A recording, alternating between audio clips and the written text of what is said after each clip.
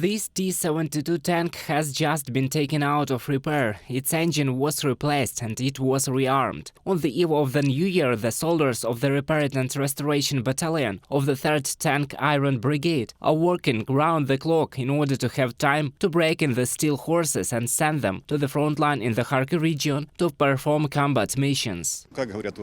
It is said that this is an indicator of how the Repair and Restoration Battalion works. This is the best indicator. When there is nothing in repair, this is the best indicator. According to the battalion commander, now they have the time and resources to restore equipment and send it back to the front. And during active hostilities for the liberation of the Kharkiv region, his guys sometimes had only 30 minutes to return the equipment into operation.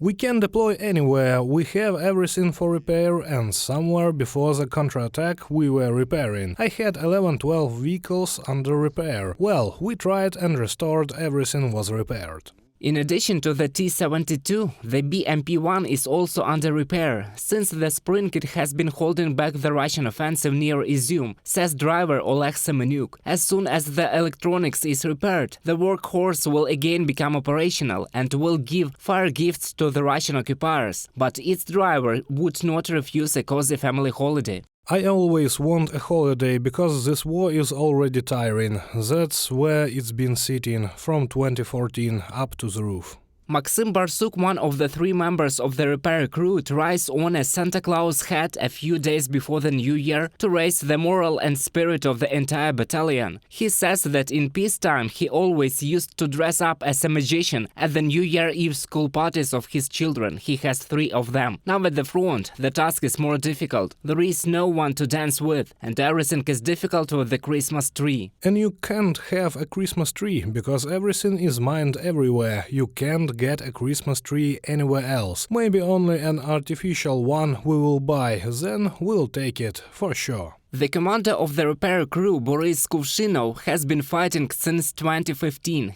He admits that he traveled all over the Donetsk and Luhansk regions for a year and a half of his service. He thought that his help would no longer be needed, but on February 25th he volunteered for the Military Registration and Enlistment Office, and for 10 months as a part of the 3rd Tank Iron Brigade he has been repairing military equipment. He says that during the counteroffensive in the Kharkiv region they put on wheels both their own and captured equipment abandoned by the enemy. Everything that could be taken out, everything was taken out. Something was moving on its own, something was taken out. Well, they ran away so that our self-propelled artillery unit had no time to catch up with them. When they started driving away from Bayrak, then they already went further, and it was normal. Boris has already received some New Year's gifts, but that's not all. He is from the Khmelnytsky region, where it is common on the New Year's Eve to serve pork and poultry. Well, they sent me felt boots for the winter to keep me warm, and there's also a parcel coming from home, a sausage and a roasted duck.